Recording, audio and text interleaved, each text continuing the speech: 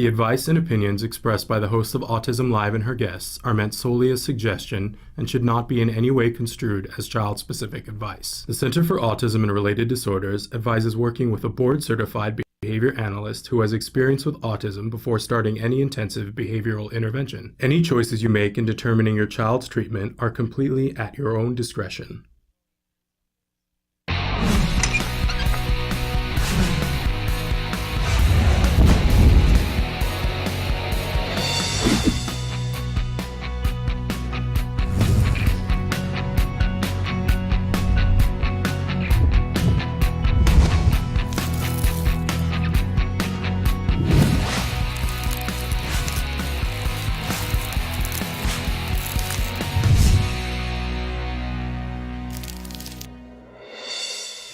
Good morning and welcome to Autism Live. I'm Shannon Penrod and we are webcasting to you live from the Center for Autism and Related Disorders headquarters in Tarzana, California.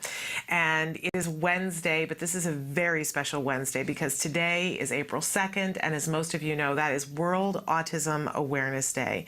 This is a day when, as a community, we can all come together. That is our hope, to come together and commemorate how far we have come and to reinvigorate ourselves to know how far we have yet to go. I'm thrilled to be here with you on this morning, and we have quite the show lined up for you because, as you know, on Wednesdays we start with Ask Dr. Doreen. Dr. Doreen Grandpichet is here to answer your questions live on the show. And then in the second hour, we will have Let's Talk Autism with Shannon and Nancy. Nancy Alspaugh-Jackson will be here with me, and our very special guest, Vince Redmond, who is a licensed marriage and family therapist, and he's going to be talking with us today about how we talk about autism with our children who are on the autism spectrum. And not only that, how we build awareness in our children's schools. I'm very excited to talk to him about that today. But first, we are going to be with Dr. Doreen Grandpichet, and I don't want to forget to tell you that there are so many different ways that you can participate in this conversation. Emily is going to show you some of the different ways that you can watch the show and some of the different ways that you can be writing in and responding to the things that are happening and driving the conversation. What do you want to talk about? That's what we want to know. I'll remind you that our homepage is autism-live.com. When you go there, you will see that there are many things on that homepage, including our blog, but there is a computer screen there. If you click on the triangle on that computer screen, you can be watching the live show with us, and you can be writing in the boxes next to it to comment and ask questions in real time.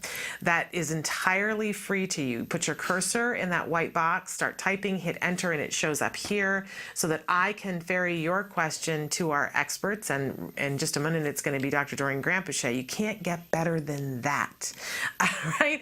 So take advantage of it. Use this opportunity, and we welcome all of those comments and all of those questions from you. It's a big day here. Very excited. So let's kick it off with Ask Dr. Doreen. Dr. Doreen Grandpichet is the Dr. Doreen is an expert in autism. Doreen Grandpichet. Dr. Grandpichet. Dr. Doreen Grandpichet. Dr. Doreen Grandpichet is a visionary in the field of autism. Now you can ask her questions on Ask Dr. Doreen.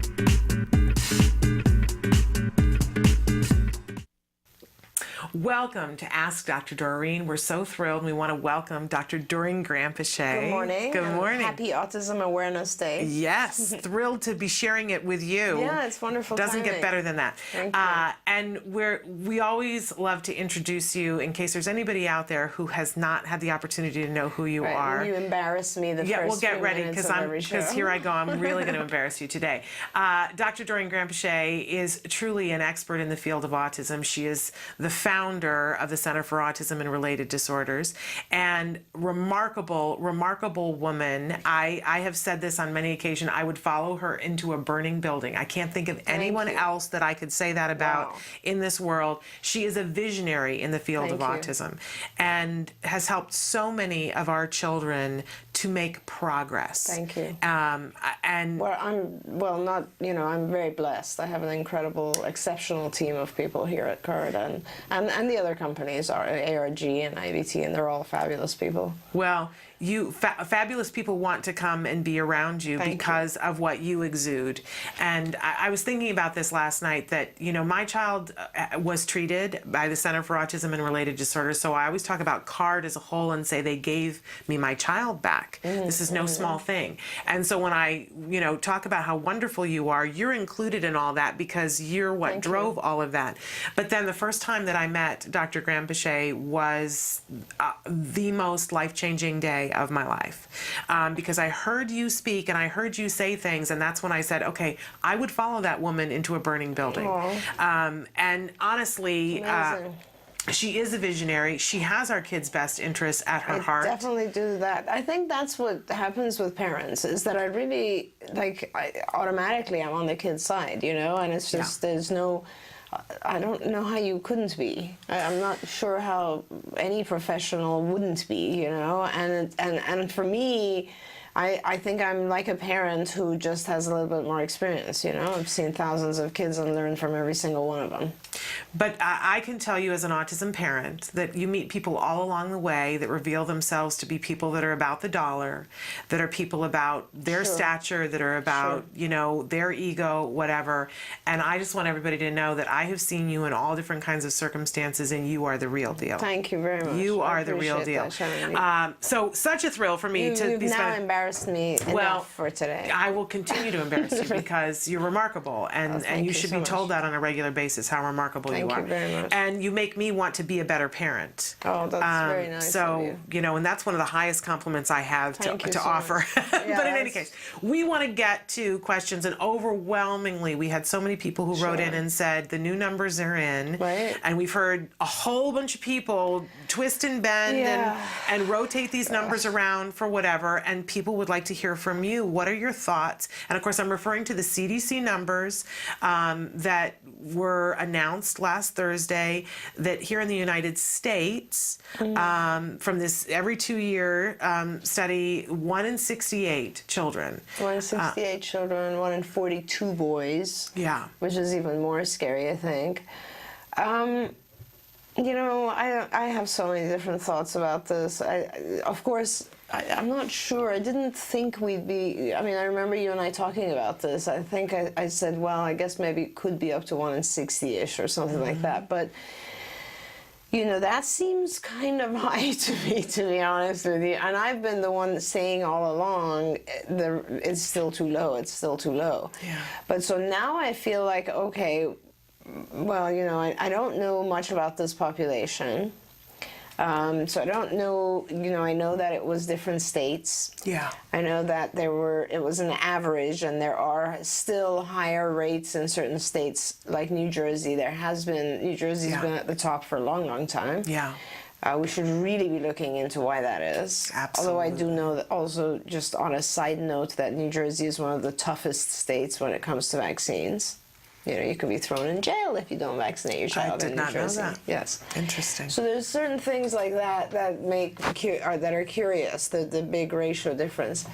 And then of course there's the fact that, I think it was something, I don't have the study in front of me, but over 7% of these children had normal or higher than normal intelligence.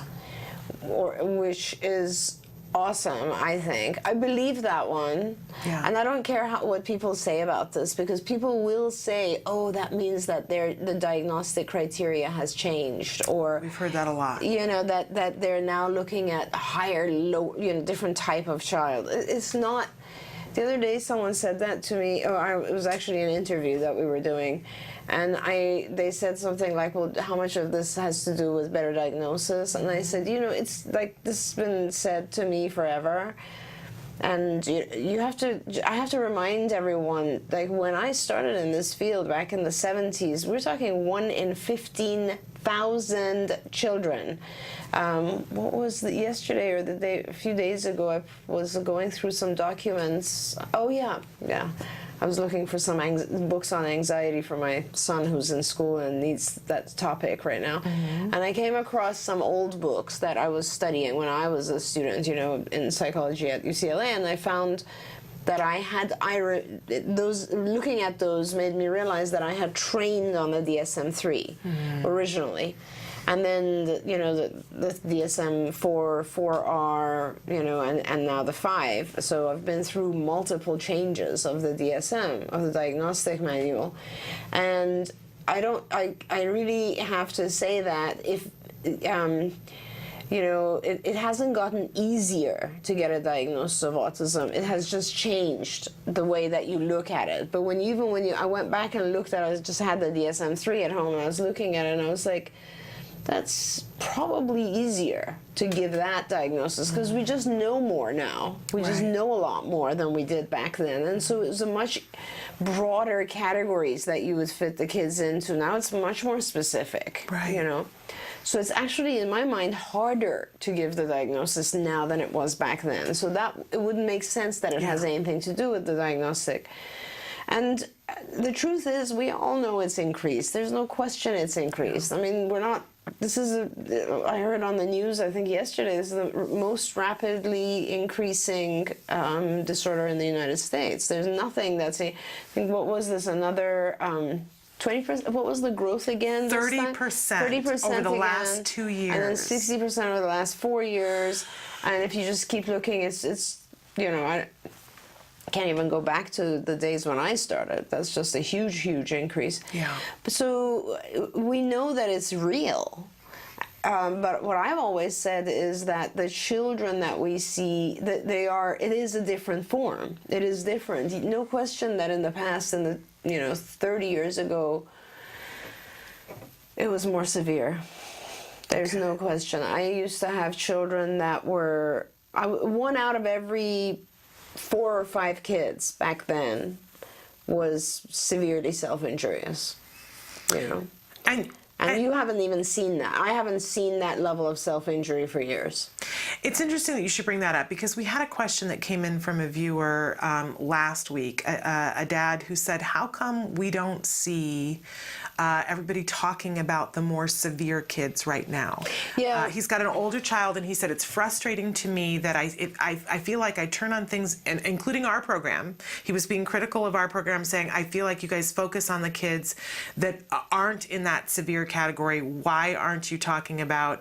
And that really touched my heart in a way, because we say that we cover autism from a 360-degree perspective, but we of course encourage people to get the proper care. And what we find is that a lot of times when people do, it seems like their children aren't on the severe end. I know that doesn't explain, because not all kids make that amount of progress, but maybe you could address that for this parent about, there are still kids who are severe, but is it just me? They tend to be the kids who are older who didn't get as much care. No. There's some young children who are severe. And are getting the proper treatment still? Oh, yeah. There are some children who are incredibly severe at a young age. Not as many, very few. Okay. See, so let me go back and address this a little bit. So going back to, back in the 70s, the majority of kids were in some way or another what we would classify severe. Okay. I mean, when I say self-injury, I don't know that anyone has ever seen the stuff I've seen. Okay. I mean, I've seen little children bite off their own fingers completely. We had children at Camarillo State Hospital who had bitten off their shoulder. I mean, that's a different level of severity, right? Some of the kids would bang their head. We talk about head bangers. Yeah. Right now we have head bangers, kids who will hit their head on the wall and then look and see if someone saw it. That's not self-injury. Okay. That's attention-seeking behavior. Right. Self-injury is when you hit your head in the wall without anybody being there, and you do it so much that you have a protrusion here that looks, that's huge. Like, that's real self-injury. So there's no question that the form of autism has changed. Now, the question is why? The whole concept of self-injury is pretty interesting, so you have to think about that for a minute. If we consider it to be just a behavior, right, just like anything else that we do, that's, let's say, aggression towards others, aggression to yourself, whatever it is. There are theories on self-injury where people say that it has something to do with not being able to feel your sensation is not enough, and so therefore you are provoking some level of sensation in yourself, which I suppose is possible because we don't know enough about self-stimulatory behaviors to begin with. We don't know, we're just beginning to really learn more about the sensory aspects of what our kids go through. And certainly there are children who are overloaded with sensory, no question. That one I would sign my name to, you know, there's no question, even though there's not much research on it, but I know that's the case. And so how do we know? Maybe there are also kids who are very low on the sensory. In other words, they have a huge high threshold and they don't feel things a lot, and therefore they're trying to produce some sensation, right? So they're passing their own threshold. That could be a reason for it. Yeah. How that would have something to do with environmental change, I don't know. Maybe, I mean, it has some, biologically, biochemically, it could be something that plays with our senses in our environment, in our food, I don't know. But the other side of it, Shannon, is that if we do self-injurious behavior out of frustration, which is the strong belief, right? So then things have gotten a little bit better. So in other words, if when I look back at those children who were incredibly severe, they were in state institutions, okay? And they were receiving like a thousandth of the level of care that our kids get today. Right.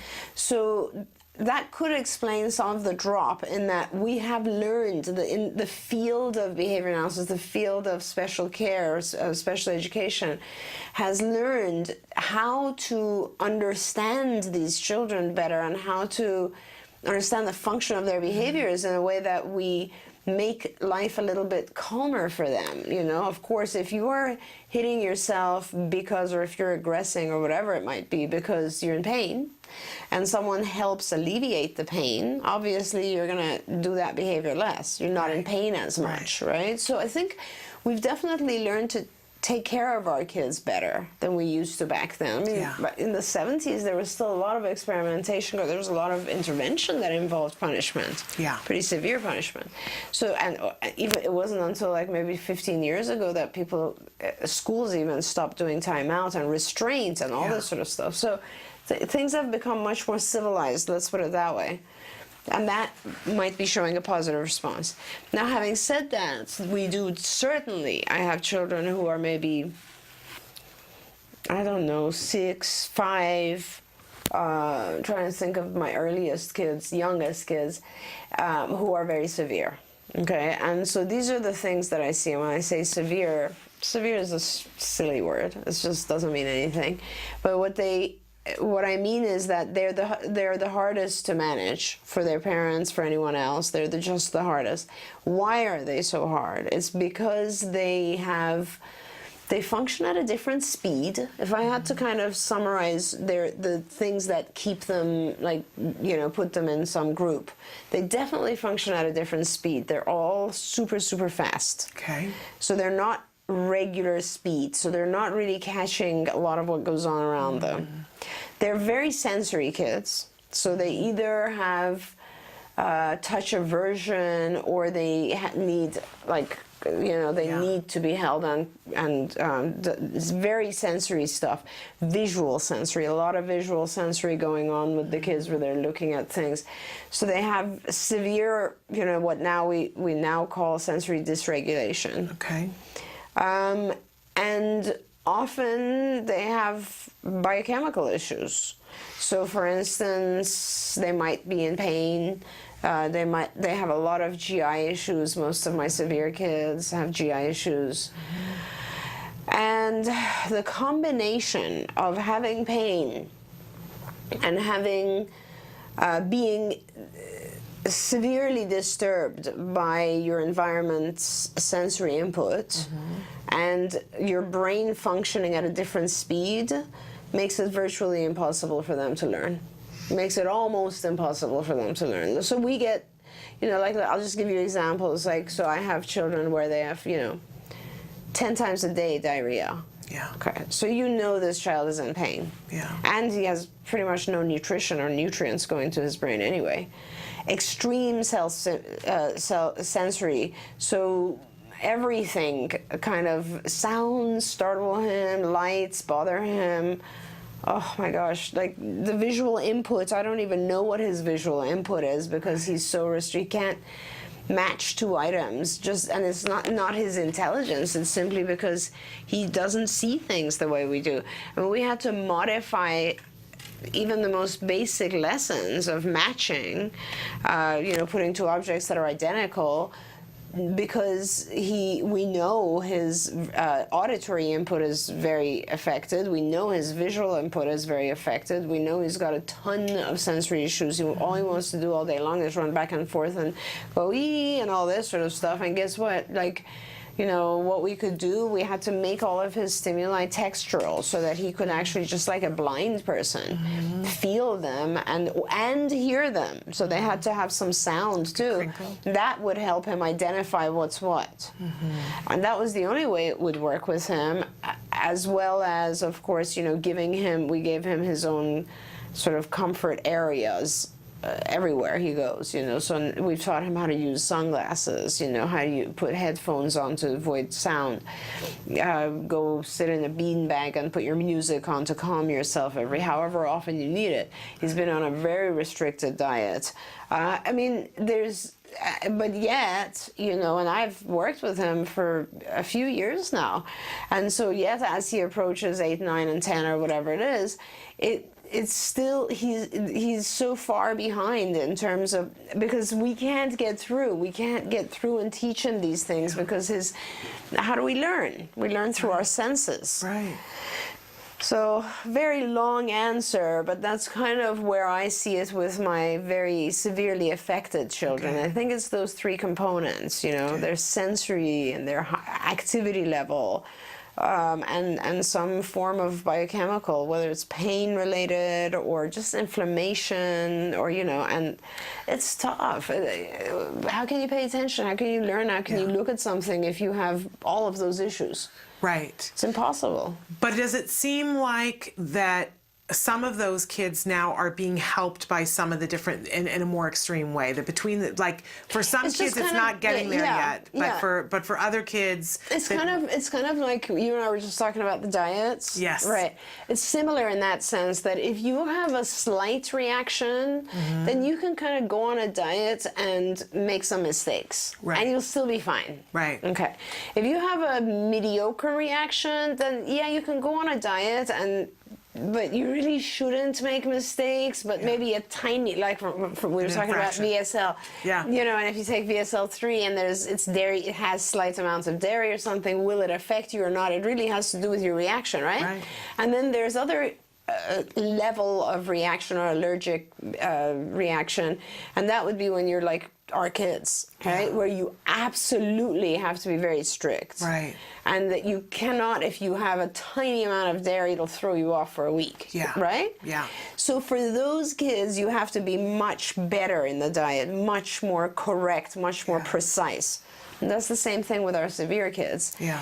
If you can't be flexible. You have to be perfect. You should see some of my therapists. I'm amazed at them, I swear. Like they wear aprons now, some of the therapists at Carta, and they have, an iPad in one for the child to communicate, a token chart hanging from their apron. Here they'll have like a reinforcer pack of things, and they're like non-stop, they have 12 hands, and you have to be on the child. It's almost like you have to be two therapists to a child. They're octopi. That's what they are. They're octopi. And they are kings and queens of multitasking. I've seen them, and I will never understand how well they do that. But and that's only and that's just the ABA portion. Yeah. So that at home the families are struggling because they have to be absolutely strictly on some form of diet, absolutely strictly get this child his medications, injections, whatever it is he needs, Yeah. So when you bring all that together, our kid, and actually, I want to say this for the parent that was listening, this is very important, and I hope that you'll be listening to this. The children who are very, very severe, as they age, get better. Okay? They do actually calm down at a certain age, as long as you have, maybe past puberty. But as long as you have good care, they're much, much, much easier to teach when they're 17, 16 than they are when they're 5. Okay, and I think by that point, a lot of times people have thought, oh, the ship sailed, we can't do anything, but don't That's give up. not true. Okay. Some of my kids that make the most progress that I'm the most proud of right now are 21. Okay. 22. I love some there's of my some hope kids. that Oh my we're gosh, hearing. they're so. Oh, I love that population. I just do. Okay. I love the older kids. Make me crazy. They're so amazing. They're so sweet and kind and lovely. You know. Wonderful. We should take a break. I've taken you far off course, Sure, but we sorry. should take. No, my bad. But important stuff, especially Right. on this day, to acknowledge all the different aspects of this spectrum that Absolutely, we're talking about. absolutely. So I'm glad that we talked about it. But we have to take a break, and then we're going to be back with a very special surprise for Dr. Grampachet. Stick with us.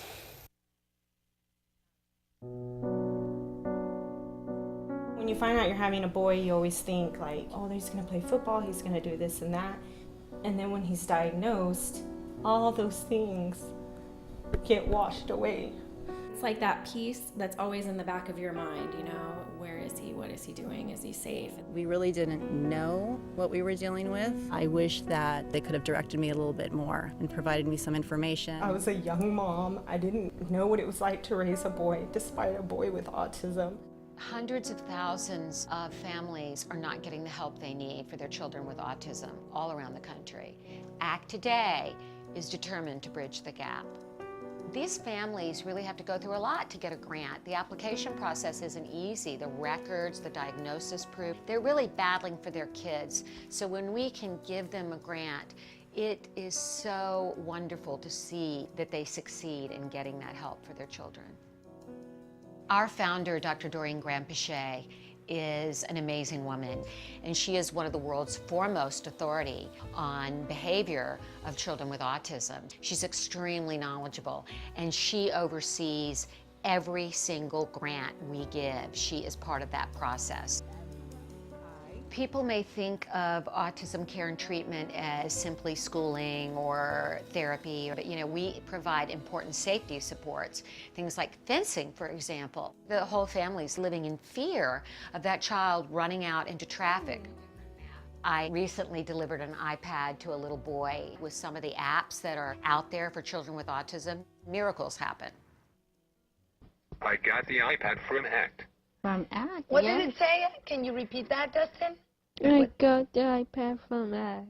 We have helped so many military families, and when I think of these brave families that are fighting two battles, one to protect our country and one for the right treatment and care for their children, it breaks my heart, and I think we have to do more as a nation to help them. There's not a day that doesn't go by that we don't think about it. Some people say, oh, he's normal. You don't see the battles that I see every single day. My husband does have to deploy, and when they get on that bus, that might be the last time that my kids ever see them.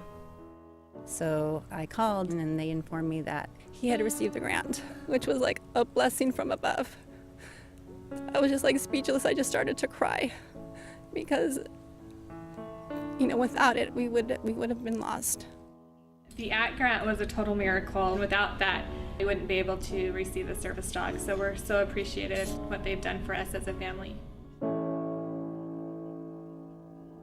Recently, ACT Today funded a program for military children with autism in San Diego, the Inclusion Films program, which is run by Joey Travolta, and teaches kids on the autism spectrum literal filmmaking skills. They learn how to make a movie. Are we ready? There you go, got it.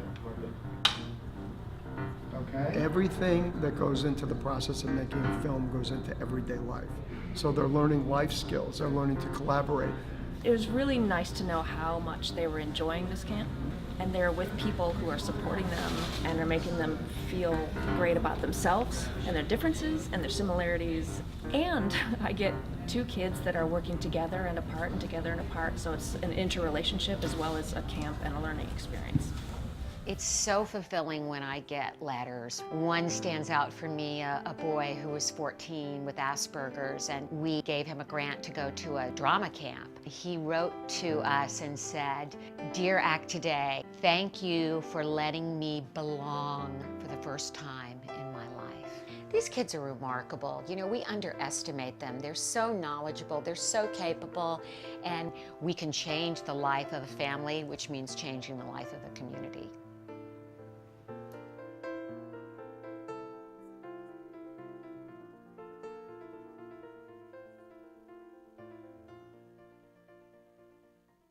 Welcome back to Autism Live and to Ask Dr. Doreen. We have a very special treat. We've been talking about doing this for a while. We want to make it possible for parents to be able to speak directly to us. Even with our live feature, sometimes there's a delay. And we know how reinforcing Dr. Grant-Pichet finds it to be able to talk with parents. I will say this before we do anything. Even we're about to Skype with a parent. And even in that format, I want to let everybody know that Dr. Grant-Pichet still can't give child-specific advice. That Absolutely. Even in this format, we can't do that. No one on the show can do that in this format. But we have a parent. It's exciting for us. It's very exciting. We have a parent who's going to be joining us via Skype, and she has a question for you. Oh, that's awesome. And we will tell you in a little while how more of you can participate in this new feature that we're going to be doing on the show. But first of all, joining us via Skype is a wonderful autism mom. And so are you there? Yes, Shannon, I'm here. Oh, so thrilled to have you with us. I have to start by asking for your permission for us to be videotaping you. Absolutely. Okay. I have all my permission. Thank you. Well, thank you. And did you want to you don't have to introduce yourself, but would you like to introduce yourself? Sure. My name is Marcella, and I have a beautiful child. She's going to be about 7 years old next in a couple of weeks, and she's in the autism spectrum. And thanks goodness that she's making good progress, thanks to all your support. Well, we're so thrilled that you were here with us for this inaugural Skype with a parent with Dr. Grant-Pichet, and you had a question for Dr. Grant-Pichet. Yes, Shannon, and this is a very, the question that I would love to know more, because it's kind of like where we're standing for a little while now and struggling a little bit. Well, my daughter, let me tell you a little bit about her first. She is high functioning. She's in the autism spectrum, and she has hyperlexia, meaning that she knows all the words that you could even imagine. And she has a good vocabulary. She is very good at mastering lessons. We use the skills for a while.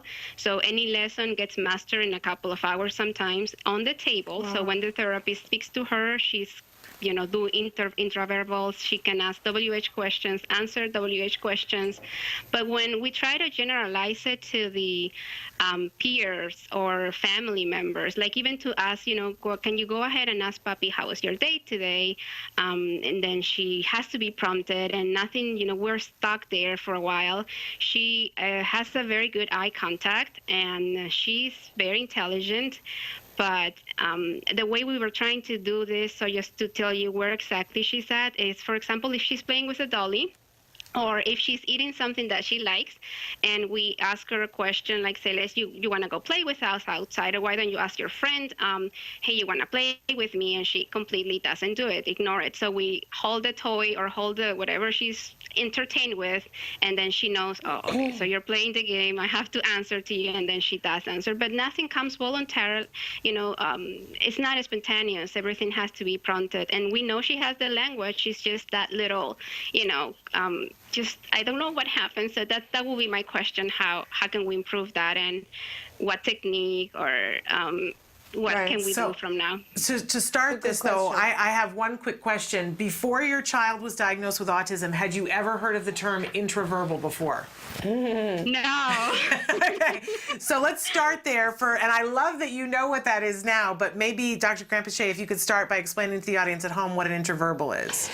Sure. Well, I think you're actually going a little bit beyond intraverbals. Okay. And you want spontaneous intraverbals. So intraverbals are when these are, let's not get into technical terms here, but basically operants as a whole are the class of verbal behavior that we teach. So manding, for instance, is requesting items. Tacting would be labeling.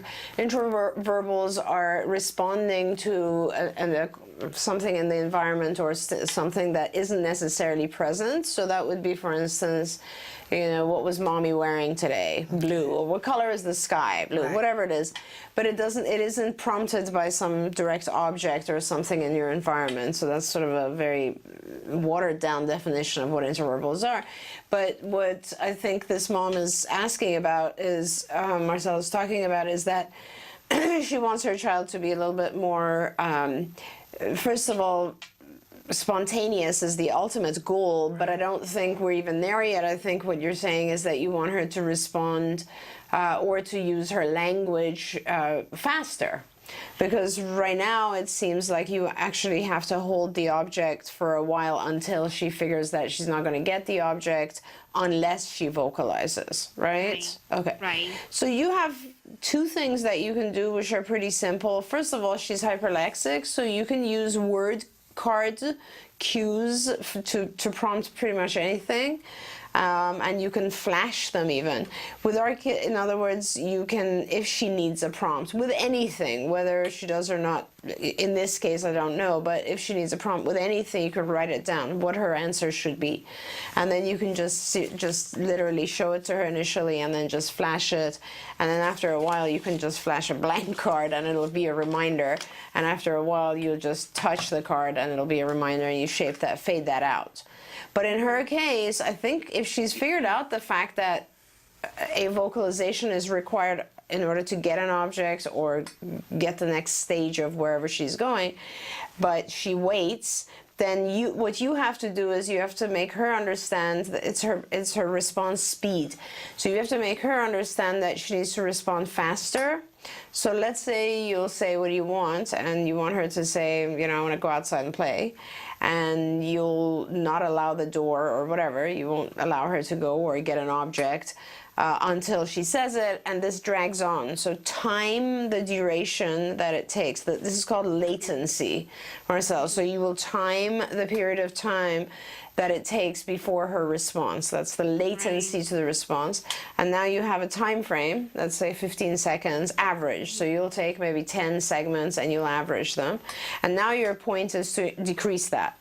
And the normal time frame of response will vary based on what the situation is, what the distress. So you just have to look at other kids, for instance, and you'll get the normal time frame. And now you're just trying to shape it. So the way that you shape it is that she loses all opportunity to that thing unless she does it within a slightly shorter time frame every day. So it's like, let's say we're starting at 15 seconds, that's what you allow. And then after that, you won't allow 15 anymore to be 14. And once she's successful within 14, then 13, 12, just gradually decrease it. Make sure that she's successful, well, you can't make sure. Don't worry if she loses it the first few days. She's so smart. And the way that you can do it is that you can increase it by visual prompting, but reduce the time frame. Getting rid of visual prompts are easier. Does that make sense? Yes, that makes a lot of sense, because that gives me an idea. Okay, we're here. Even if it takes me a minute, then I will at least, short it to 30 seconds at one point and hopefully reduce the amount of waiting. And actually, I have to tell you, 30 seconds is probably also for a response. And this is actually really important. It's probably too long, because kids, when they interact with her, will lose interest within probably 5 or 10 seconds. So you have to make it much faster. Yeah, and I have a follow-up question, if I could. Shannon, thank you. Absolutely. So, for example, my daughter has a one-on-one aide at school, and she's in a typical classroom, and she's kind of small than other children, so everybody loves Camilla, and they want to go with her and say, hi, Camilla. She's like the little one in the classroom, and it's just unbelievable the amount of exposure that she has to this, hi, Camilla, how are you? And she says hi, and she shakes hands, and she does high five and all that. But if somebody comes to her because, you know, if I ask her, Hamila, what did you see in the zoo? She'll tell me, I saw this, this, and that, and I like this or whatever. But if a friend comes with a little tiny voice and, you know, not with a prompting voice that, you know, mom or the therapist will have, she doesn't respond. And then I just, you know, tell her, Camila, go tell her what you see. But, you know, that voice, I think it's the tone of voice, and not just don't know how to generalize that. So she can also answer those two little other voices that are not, that she knows that they're not holding a reward for her to say a good answer. Yeah, you really seriously should go to school and become a BCBA. You get these things. It's funny because with the prevalence rates going up so much, I've started to, unfortunately, but it has now hit our own family at CARD, right? And I've diagnosed quite a few now, of the children of my own supervisors. And I think it's actually worse when you are a supervisor because it's just so natural to you to communicate with children in a certain way. Behavior analysis teaches you to communicate with people in a certain way, especially with children. I find myself doing that all the time. And other adults and other children don't do all the things we do, and we're not even aware of it. So what you're doing is many things, actually. It's not just the tone of voice. You are probably getting in front of her so that she has an easier time scanning and finding you. You're probably getting down to her level. You're probably a little bit louder. You probably speak more clearly and slower. You probably are conditioned to be the person that gives the reinforcers all the time. And she's learned because of all these things to tune out everything else and really focus on you. So, and that's great, but so the problem you're having is generalization, and you will need to become a worse therapist, and you will also benefit from using a child as a therapist. So bring a child with whom you can, so that you can tell the child how to do this and how to get. So I used to use my daughter Charlie when she was little all the way for many years. I used to use one of my kids, actually all of my kids, for play dates because I could teach them. I had taught them, this is how you get his attention. This is when you give the reward. This is what you need to do for him to look at you. Wait, give him the chance to focus on you, that sort of stuff. So if you can find a cousin or somebody like that who can help with that a little bit, that'll help. But more importantly, you need to just start fading your own, you need to become more and more normal in terms of communication. And the generalization goes from you to the normal you, the therapist you, to the normal you, to other adults, to a therapist type child, to one other normal child, to a group of kids. So that's sort of the whole process, the group of kids being the hardest. Yeah. Perfect. That makes so much sense. Yeah, That's exactly what I didn't know. So she's just this little bit to, Are you doing a lot of hours with her outside of school also? We are, whatever we can, because she comes from school at 4, and then we're doing Epsom salt at night, and the whole other interventions, vitamins and things like that, with also dietary changes. But she goes to bed about 7, so we only have 3 hours. Right. And do whatever we can. Is she, what I need you said you used to use skills. One of the things that happens, and I just want to caution you, I don't know that I should caution you because I don't want you to worry either, but I would feel bad if I didn't say this, is that when our kids are that smart, when they're very smart kids and they're hyperlexic and they learn that fast, we tend to think everything's fine and we're over the hump. And we kind of okay, wow, she went from very little language to look how well she is doing now.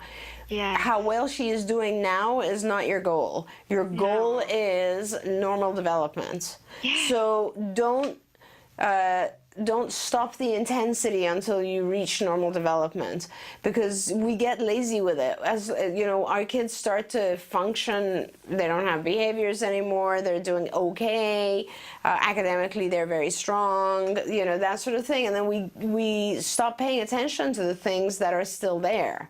Right. So I just don't, you know, like, and I know it's tough when you're working and our kids are and your child's in school until 4 or whatever. That's tough, but you know, if you can, make sure that the 15 hours a week in the afternoons are pretty intense. Make sure she gets hours on the weekends. Like, just try to pack it in, because she still has quite a bit of actual core lessons to learn. It's not just the generalization of these basic lessons, but core lessons of like things that are much more advanced, like learning how other kids feel, learning how to communicate and converse with other kids, you know, all that stuff. Right. And just talking about how fast hyperlexic children learn, we're just blown away. It's just It's unbelievable. amazing, yeah. But Remember and I there said also that gives us with a big problem, because we have skill lessons, and we're like going all the way to the curricula, or you know, picking up, and then we have a stock this big of master lessons on the table, which we have to generalize, and that's where like, oh, we can't generalize it, because she's better at the table and learning and reading. You're absolutely, and you know, you're amazing considering that you kind of self-taught yourself all this stuff. I mean, you know more than a lot of parents who actually have a supervisor working with them every day. But yeah, so it's a balancing thing. You have to generalize, maintain, introduce new stuff all the time. Yeah. Okay. Thank you so much for being with us and starting this off exactly right. We so appreciate you. And good luck, and check back with us. We're going to take a short break, and then we're going to be back with more of Ask Dr. Doreen. Stick with us.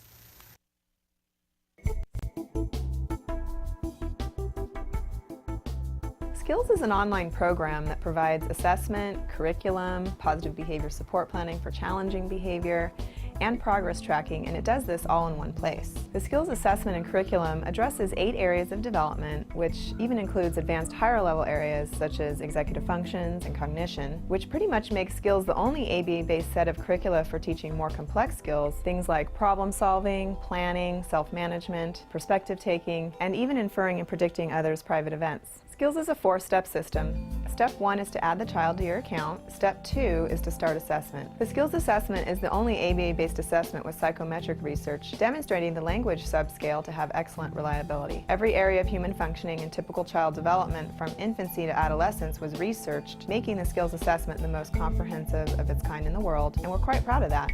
Skills is easy to use. Simply click Start Assessment and begin answering questions. Or simply type in a keyword, find specific activities to assess, and add activities to treatment. Step 3. Choose activities. Once you've completed the assessment, Skills selects from a pool of 4,000 activities categorized by age, level, and skill type to provide you with exactly those activities each child needs. Start by choosing a curriculum, then a lesson, and finally an activity. Click the information icon to view prerequisites, ages in which targets develop, examples, and IEP goals. Click the video icon to watch a short video. Once you've identified an activity you want to teach, adding activities to treatment is a snap. Step 4. Start treatment. Here you can access customizable activity lesson details, add your own customized targets and exemplars, and edit an activity status such as introducing or mastering it. You can even print handouts such as worksheets, tracking forms, visual aids, and other materials. Skills also offers multiple progress charts mapping curriculum progress, lesson progress, and cumulative number of activities and targets mastered over time. The Skills language curriculum is categorized by verbal behavior type so that users can identify progress for verbal operants, such as echoics, mans, tacs, and interverbals. Skills is one of the only programs that provides the ability to write behavior intervention plans, or BIPs, for challenging behavior. With just a few clicks, the outline of the behavior intervention plan is written for you and ready to be printed and implemented. You can learn more about Skills today and get started by visiting us at www.skillsforautism.com, or you can call us at 877-975-4559. Skills. Progress starts here.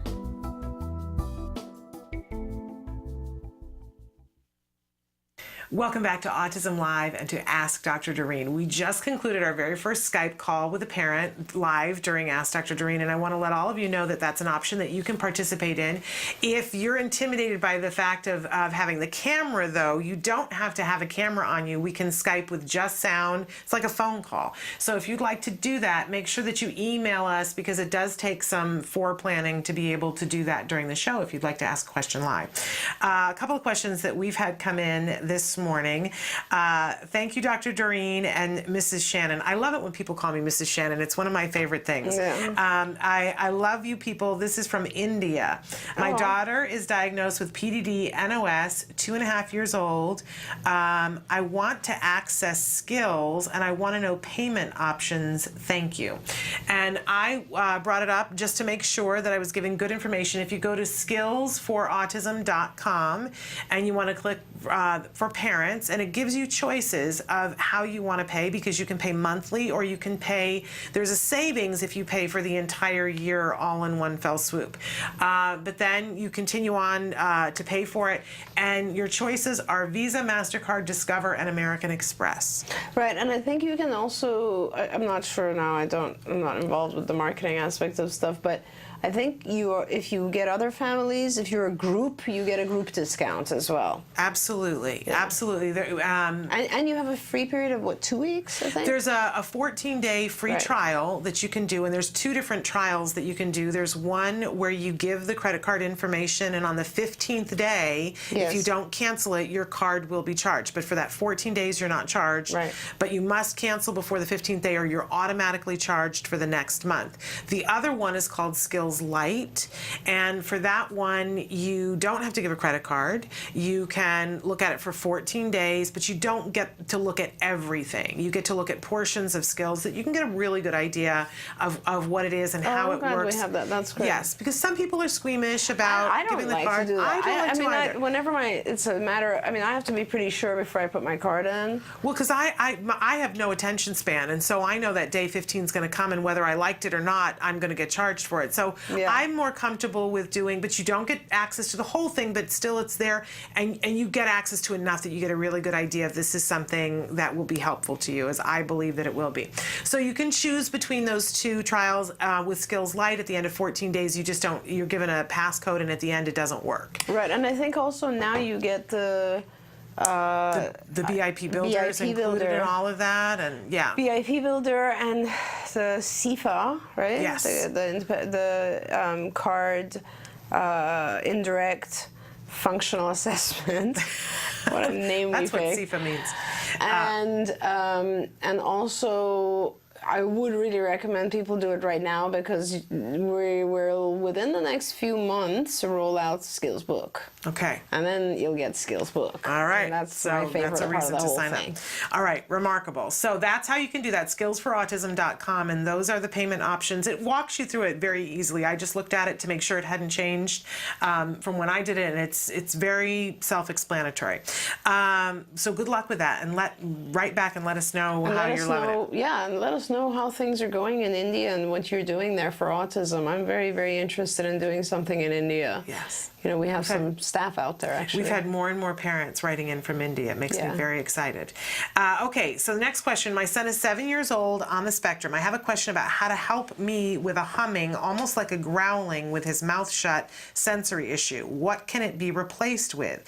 We've been able to replace other OCD sensory need behaviors like jumping and excessive need to touch, things jumping on a trampoline and playing with his necklace or hair, which is much more socially acceptable, but we haven't been able to help him with the humming other than giving meaning or words to his humming. Thank you so much.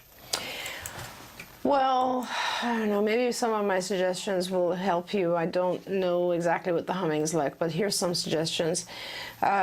First of all, make sure that you restrict this to a certain time of day, like a certain period of time. So for instance, you could easily shape down the time frame that he's allowed to hum to, you know, I don't know, 4 10-minute segments during the day or something like that, or 4 15 minutes, or even more frequent and less duration. So shorter segments multiple times a day, but restrict them because you don't want him to be able to do this all day long. Second thing is you might want to replace it with something, you really have to find what the function of the humming is, not that it has to sound like humming, but it has to just you know, it has to satisfy whatever sensory he's getting out of humming. So there's a couple of things you might want to try. One is singing. Singing might give him the same level of sensory, and that would be very appropriate. If God willing that's the case, you put him in choir, you know, get him involved with singing activities. And then the other thing I was thinking you might want to try is chewing gum, because once you're chewing gum, you're going to have a hard time humming. But so it'll be somewhat contradictory. It won't allow the two things to happen at the same time, which is good. But we don't know if it'll reduce the function, the reason for the behavior. So really, it's a matter of identifying why he's doing it, when he's doing it, like. Trying to think, what does that do? Maybe it's just the sound that he enjoys. Maybe the sound of is what he enjoys. So maybe you want to teach him meditation. I mean, or give him meditation music to listen to. Maybe that's what'll calm it down. It'll be easy to replace it once you know what function it serves. Okay, I have a hummer. My child is a hummer. He loves to make noises, but loves to hum. Do you know what humming? Is it very low volume? Yeah, depends. Does he hum melodies? Now he does. When he was younger, it was just humming. And somebody had told me once that the vagus nerve is there, and that when you hum, sometimes for some people it stimulates the vagus nerve, which reduces anxiety. So I don't know. Yeah, which is why meditation also works. Right, what you were saying. But yeah, that's very interesting. And I mean, I don't know, again, if you can shape it. I mean, we should probably think about it in terms of trying to shut out the environment in some ways. So perhaps if that's the function, give him other ways to do that. Yeah, and it's been interesting over the years how the humming has changed with different people. I'm a bad therapist in that I don't always respond to it correctly, but one of the things that Peter Farrig used to do early on is that then when Jem would hum, Peter would hum something and Jem's head would come up and he would just be like, what's happening? Because he wasn't aware that he was humming. And then when Peter would start to hum with him, it became a thing where they connected, and he would immediately stop once he knew that he was doing it. And then later on, Peter would say to him, he would say, hey buddy, would you hum in your head? Can you make that noise inside your head? And ultimately, that's what Jem does at school. At home, I'm not a good therapist, and I don't curtail it very much. And just hearing you say, give it parameters about when to do it and when not to do it, I need to be better about that. Only if it's disturbing or disruptive. You know? Well, he knows now he can't do it at school. It used to drive the other kids crazy. At school, you can't hum. You're in a classroom. You have to be quiet and taking listen. a test. But I mean, at home, if you're working on a project or something and you're humming, I don't see anything wrong with that. Yeah, and he did join the choir, in fact. So all the things that you were saying, and in fact, he just got invited to be in the honors choir for the all-district thing. So that's awesome. Because he's such a singer now. And that's spectacular. But I mean, if it is an anxiety-type reaction, we have to realize that people have a lot of different anxiety defense mechanisms, right? A lot of different. So humming would actually be a pretty adaptive one. Yeah. And you know, this is like the comedians who are so amazing, and they do stand-up comedy, and you find out that they're actually the most shy people in the world. Like, they're so incredibly anxious about social stuff. So as long as you find if it is an anxiety function, find some other more adaptive thing for the child and let him do it. There you go. I mean, wherever possible, I don't know, I like it when our kids hum and sing and stuff. I love it. And Jem makes up songs now. I think it's happiness, you know. it's nice. Yeah, it is actually a wonderful thing. I enjoyed hearing you talk about that. We are out of time, and I made you go over last week, and I don't want to do that again. Problem. I'm sorry that we're out of time. I know, but we get another shot at this next week, which I'm thrilled. Yeah, I mean, and just because today is Autism Awareness Day, I'm not sure, and we should be thankful to Autism Speaks for making this a day that people think of autism, because to us, to all of our viewers and to us, autism is an everyday thing. It's not just today's thing. But, I just want to say, I guess autism has shaped my whole life, and I'm very grateful to all the opportunities that I've had with my kids and with the families, and I really, really love and thank all the families and all the kids for just being such a big part of my family. It's like, honestly, I have so many of my best friends are people who were family here, and I feel like I have such an extended family of children, because they write to me from college and email me and call me, and I'm tracking who's doing what. And I don't know if you know, I won't name, because a couple of them work for us. I didn't even know, as therapists.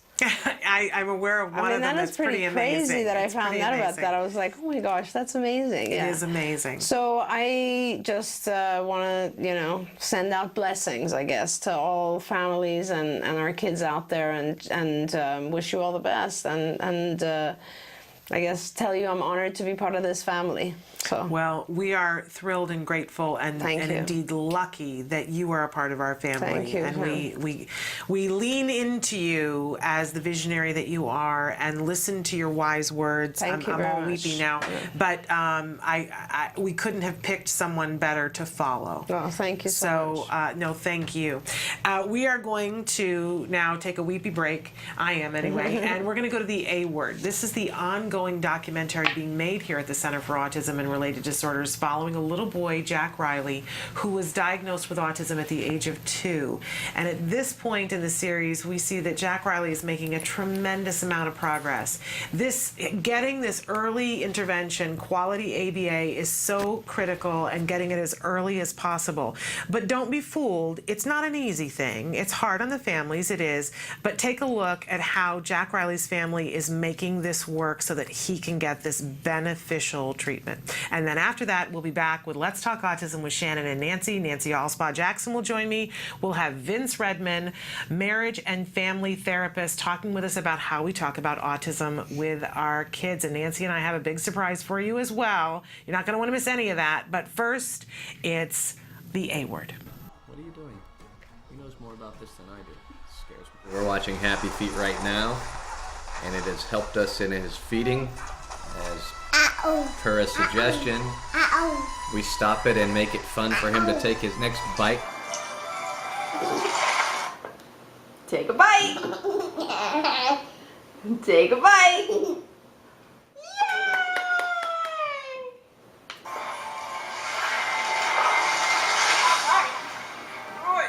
Not only did he feed himself his applesauce and laugh the whole time, he fed himself 6 or 8 bites of soup, which he's never done. He's done that 2 meals in a row.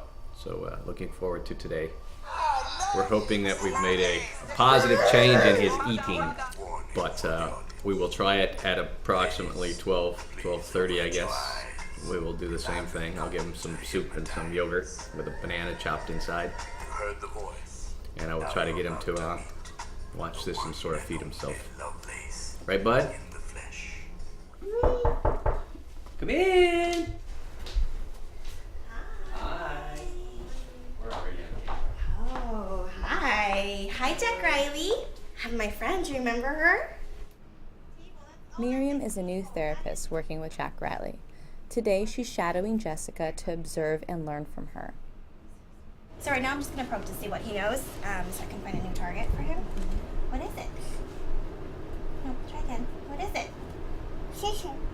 What is it? I think he's saying Airplane. Okay, that's what I thought.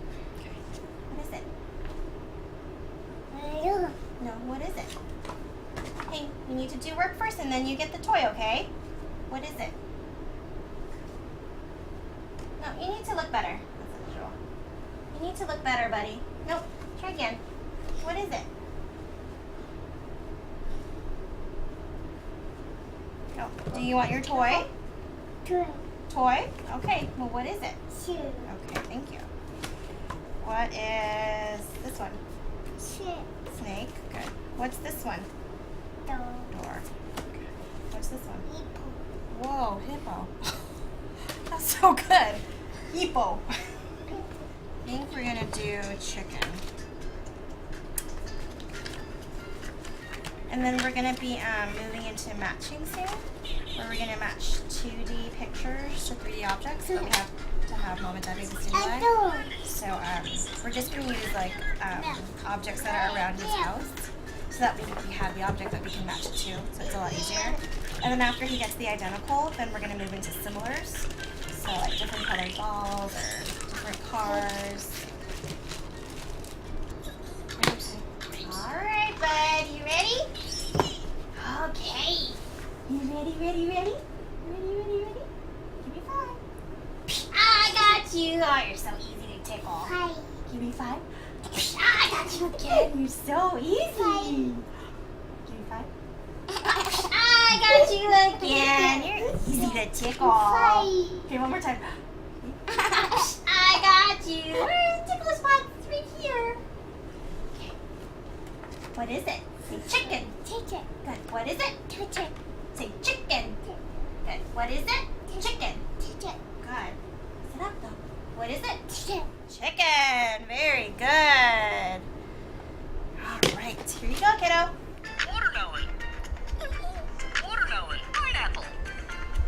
Pineapple. Pineapple. Watermelon. Watermelon. Super cool. Yeah, cool. I know. We're going to be feeding That's the now. one that's different. Shireen was here, so I just gave him pancakes. Okay. And Happy Feast was most reinforcing for him. All done. Well, you know, we didn't even start yet, kiddo. How can you be all done, bud? We're gonna eat, right? Remember? So I'm going to try doing it for Okay. now. Is that okay? Yeah, sure. Just to see. So here's the play. pause, Okay. and there you can just hit the All pause again and right. play. Okay. So we're going to take a bite. And then we get the movie.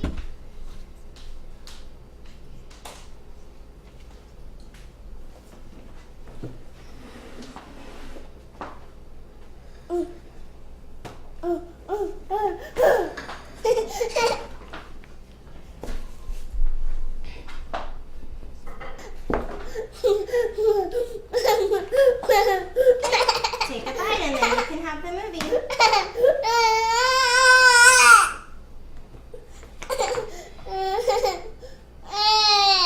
you want to, if you want me to try it, ordinarily he would have applesauce right now. It is little. He'll feed He'll himself. feed himself with that Yes. better than this. Yes. Has he fed himself yogurt? He hasn't yet. Okay. He has, we've done applesauce and then soup, and he started on the soup. He did a few bites on the soup after finishing the applesauce. Okay. Maybe Whatever you think. applesauce would be better Okay. for today because it's preferred, right? Versus Yeah, yogurt. it's just, it's something he's always fed himself. You wanna try it? After 10 weeks of ABA therapy, Jack Riley's therapists are now working on feeding. They waited to work on this skill until they worked on compliance with him, since feeding is such a huge behavioral problem. They wanted to make sure that Jack Riley would listen to them before they started working on this. In order for Jack Riley to watch the movie, he must feed himself a bite. And since it's such a preferred item, they are hoping it will motivate him to eat. This is new for Jack Riley, so therefore the tantrums are going to be much bigger because he's not used to this. That's good. Nice job. You did it. There you go. Nice job. There you go.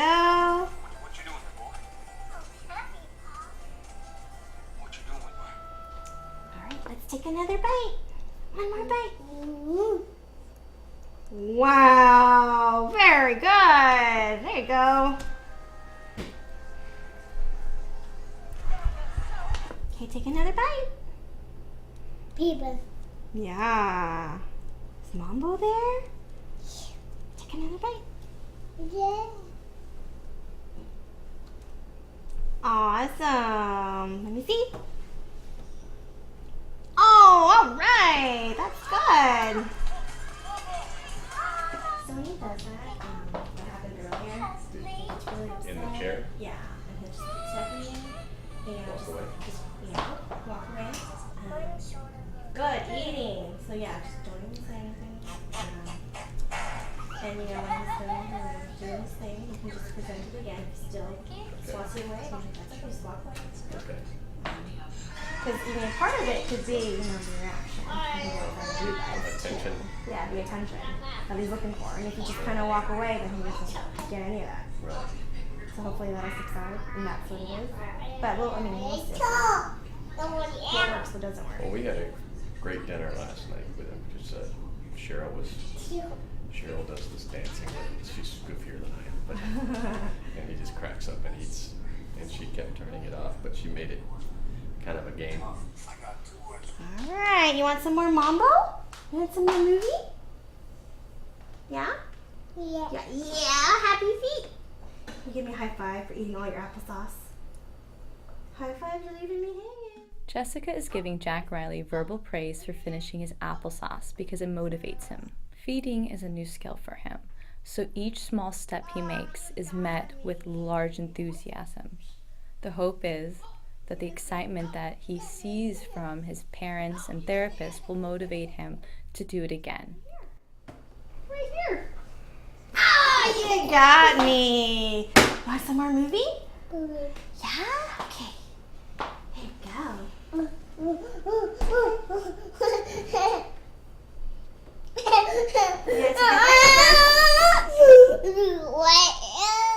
Jack Riley continues to tantrum, refusing to eat his lentil soup for about 15 minutes.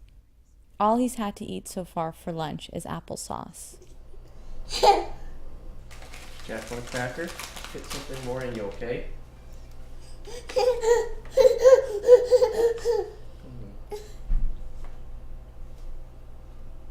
You can take over.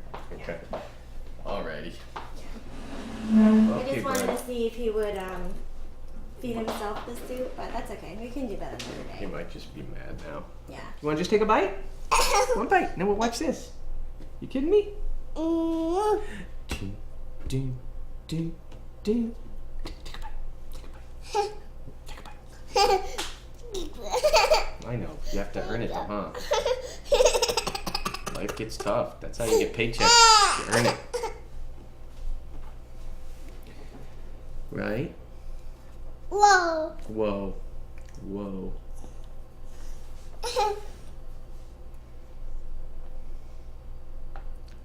When did you notice that he had a hard time eating? Like, it's always been like this ever since? No, this is extreme. He's very finicky. There's certain things that we have no problem with. Usually applesauce for quite a while he would eat on his own. Then he stopped, and we've just gotten him back to doing it again. Obviously pancakes he devours in the morning on his own, and we just tear him up and he eats them by himself. But new foods, and just if he's not in the mood.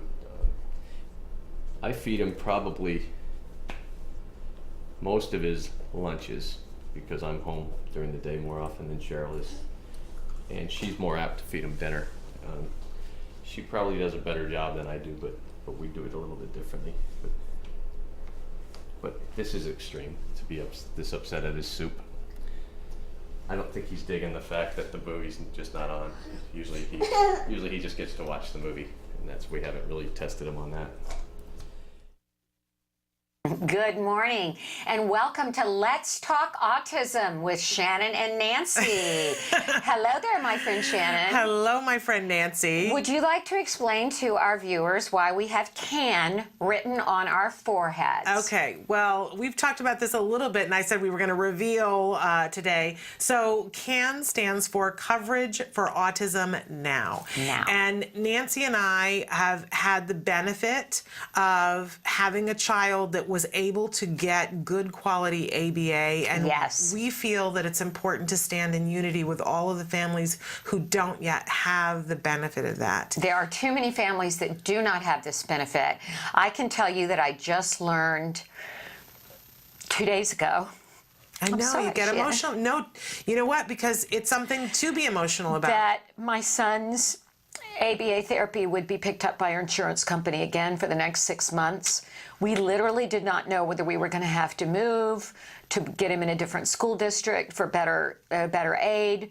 We were living on pins and needles with so many other things in our lives, as we all have. When I got this news, I literally dropped to my knees and I just said, thank you. Yeah. Because what this has done for Wyatt has been remarkable. He's had 7 years now. We got a late start. Everybody's heard my story. Wyatt did not even begin to get treatment till he was almost 5.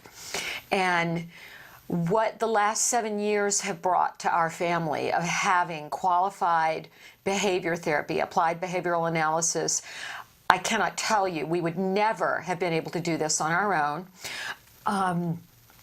Every family deserves this, and especially families that are underserved and can't get treatment. Yeah. So that's what we're doing. And this covers a wide range of different circumstances, right? I mean, there are some people who have insurance where it's supposed to be covered, but they're having to go through a whole rigmarole to get their insurance to actually come through and pay for it. Yes. This covers families that, and here in California, had Medi-Cal, and they were told that when we switched to this new system that they would still get ABA because they had it under Medi-Cal before. Yes. Under the Healthy Families program. The Healthy Families program went away, and there is no ABA in the current Medi-Cal. No, there is not. So those are the services. families that need it most. They don't have it. And, you know, families that have ERISA, so that their coverage isn't, they are not going to get coverage because their plan is outside the law. Families who don't have it yet because there's no reform in their state. And even the families who have coverage but can't meet the deductible and copay. And let me just say something about that. As you know, Act Today for Military Families is one of our biggest programs at Act Today. We have a big run coming up. You can go on act-today.org to find out more about it or make a donation. We have families that cannot make their copays. These are military families. If they do not make their copays, they will go into collections. Some of these families will face jail time. It is a felony, apparently, for a military family not to pay their bills and go into collections. I will be appalled if any of our nation's military families and people who have served have to face jail time because they cannot afford to pay their copays for their children with autism. We cannot allow this to happen. No, we can't allow it to happen. And so what Nancy and I are doing, we're just calling attention to this and saying because we can fix this. Coverage for Autism Now, we can do this. And we're staging an event on the 23rd of this month. It's a Wednesday, so we'll be here with you. And we're asking all of you to write CAN somewhere on your person. It can be on your t-shirt, it can be on your hat, it can be on your hand. It can be on your forehead. Right. It can be written across the bridge of your nose. You can put a t-shirt on your dog. Put it anywhere. Wherever you want it. And please share it with us on Facebook. Absolutely. Go to our site. We're trying to make this, a social media phenomenon as well. You can tweet it, a great place. I've got Warrior tattooed there, but I could put Can Warrior, Yeah. Let's take photos of us today, post it. Absolutely. We want you to spread the word. Can, please, coverage for Autism Now for all families. And we are in the best state, in the best country in the world for autism coverage. There are states out there where the big insurance companies have effectively brought in their high-paid lobbyists to absolutely keep this from happening for families. This is shameful. It is shameful. And so in doing this, it doesn't cost you anything, and it's a way of standing in solidarity with other families and saying, we see you, we hear you. And not only that, it lets our legislators know that there are people behind the idea. And that is a really important, it's that, that trickle down. It gathers, the little stone goes down the hill, gathers moss, and it becomes a big thing. And that's when the legislators pay attention. And that's what we need for this cause. Okay. Coverage for Autism Coverage Now. for Autism Now. So, we've been in the news a lot because when the new statistics came out, obviously everybody was alarmed. 1 in 42 boys, 1 in 68 children. We're all just still reeling from this, but not surprised on your part and my part. No, we knew it was coming. Just didn't know what the number would be. And so Shannon and I had a lot of news people calling us last week, seeing if we could talk about it, share our journeys with our sons. Yep. You did an interview on NBC4, KNBC Los Angeles. And that's on our Facebook page if people want to watch that clip. And we're going to try and show that next Wednesday. Yeah. We're waiting to get permission. I was on KCAL 9, KCAL 9, yes. And they came to the house and they showed Wyatt and the progress he was making. They showed him painting and they talked to me about it. And they talked about Act Today and how we're trying to help these families that cannot get help. So we're going to show that. And then I had the great pleasure of going on a national talk show, Home and Family, which is on the Hallmark Channel with, and I think, Emily, do you have some photos from my appearance? Here I am with Christina Ferrari, who is such a lovely person, and Mark Stein, who is just, they're terrific. And they did quite a long segment with me. Look at how great you look, Oh, Nancy. thank you. You look fabulous. Thank you, honey. You know, 59 in May. 58 years old and proud of it. There I am with Christina. Now, I think she's about my age because I worked with her years ago in television. She's just, they are such compassionate, wonderful people. I just have to say how much I enjoyed that experience. And we're that's hoping, on the Hallmark Channel. Hallmark Channel. And we're going to show you that interview next week, but I did want to share something. And it's in response to an email that I got from someone who saw me on the show. Now, a lot of people posted, this was great information about autism, thank you, and I really appreciate those comments.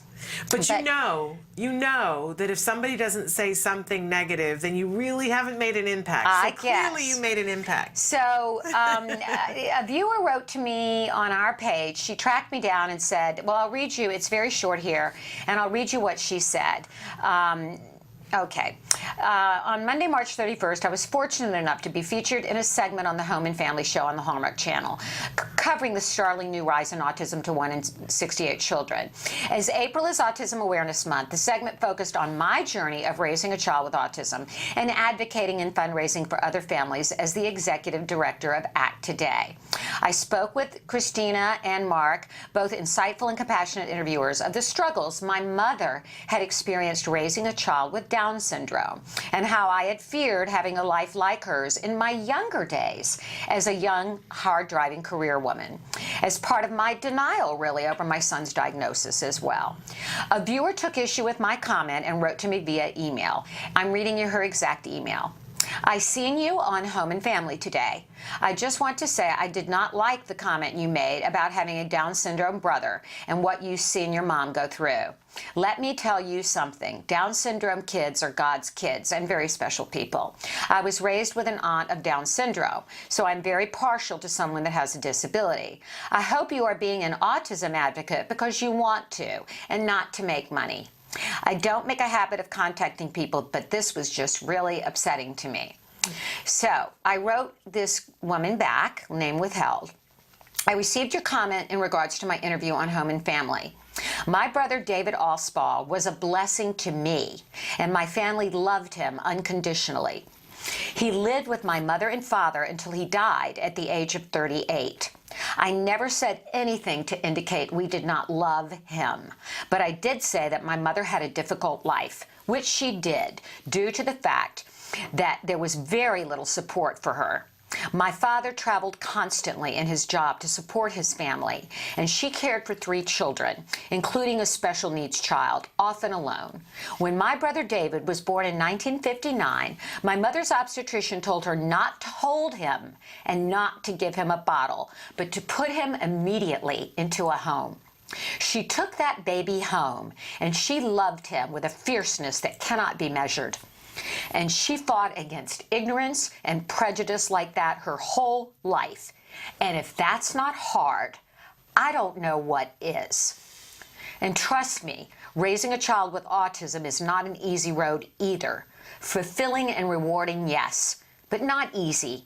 My son has undergone 7 years of 40 hours a week of intensive therapy in addition to full-time school to enable him to even attend school, dress himself, be toilet trained. He may never hold a job. We hope he does. Get married. He may live with me his entire life, but I know he's a gift. My father, who died recently, said I was doubly blessed to have two exceptional children in my life, and I agree. In fact, I am director of the Exceptional Families Ministry at Prince of Peace Episcopal Church in Woodland Hills, and my goal is to help other families realize the blessing of heaven's very special children.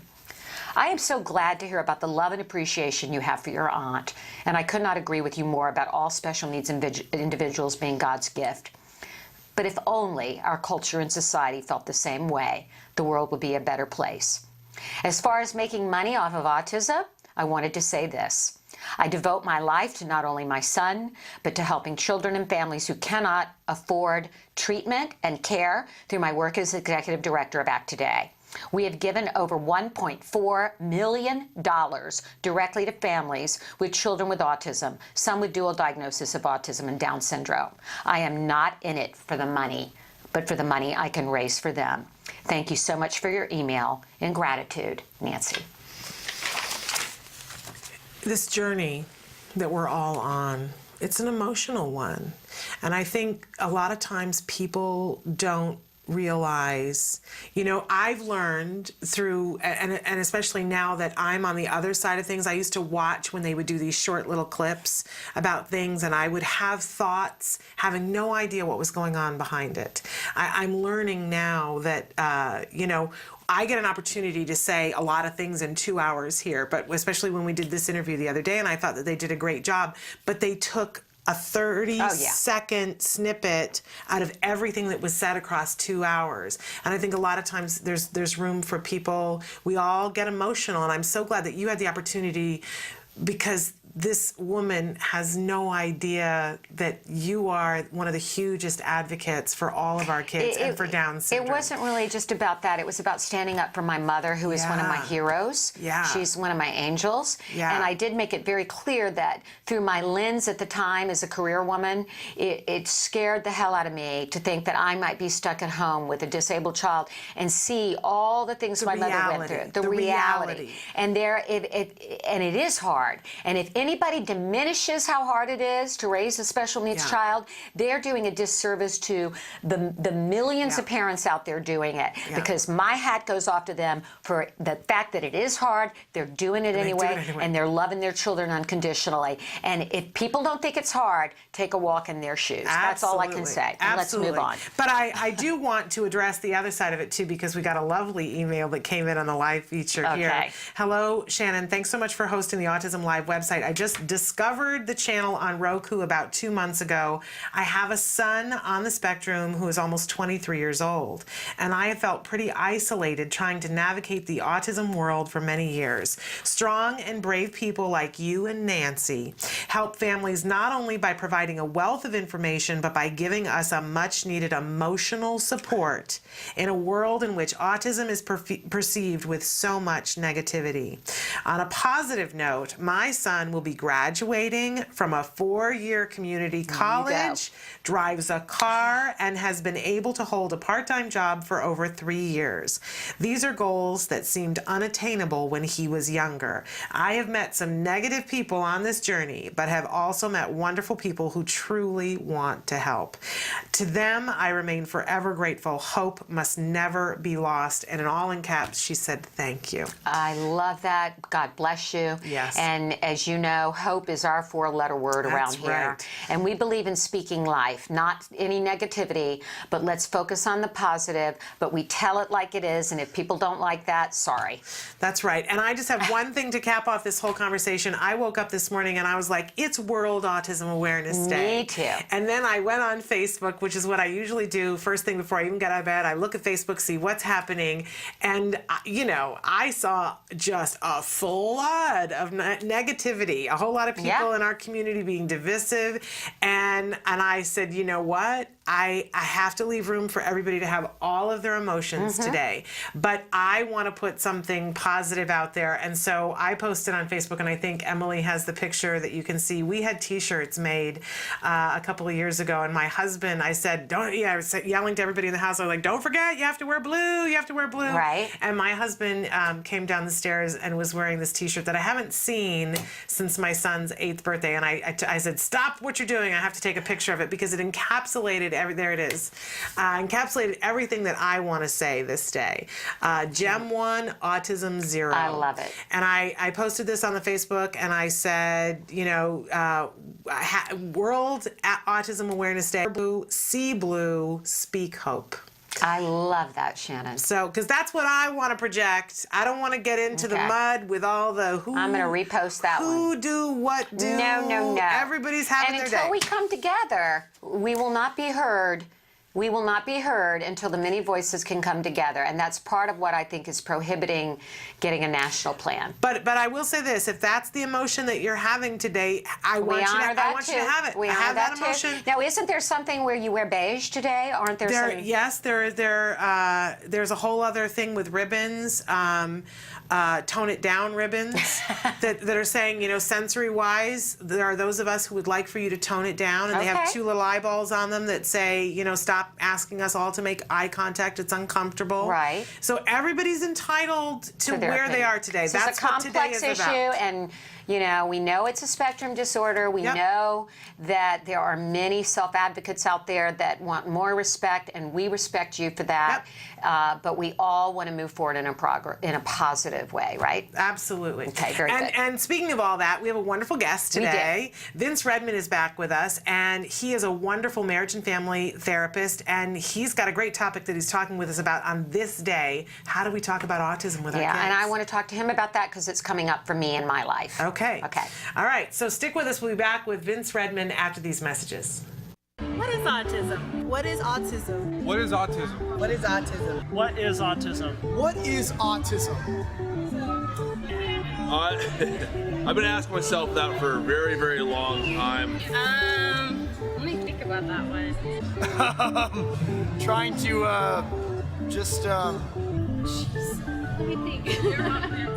Oh man, that's a rough one. Yes. Autism. Autism is a neurological disorder that affects many of our kids in different ways. It's a learning disability that affects the cognitive functions of the brain. A lot of people have the misconception that it's a disability, and it's really not. I look at it as like a special gift. When one person thinks differently from another. It's an opportunity for everyone to learn to understand someone that's a little different than them. Autism is the ability to educate. They're given so much talent in different areas. To me, autism means a chance to be with and be around people you really care about. Autism is beautiful. It's a way of seeing the world differently. It's always unique, totally intelligent, and sometimes mysterious. Happiness that comes out of my son's hard work. It's a movement. Unpredictable. That's right. Awesome. Love. The field I want to work in. Laughter, fun, joy. Autism is beautiful to me. I want you to remember these three words. There is hope.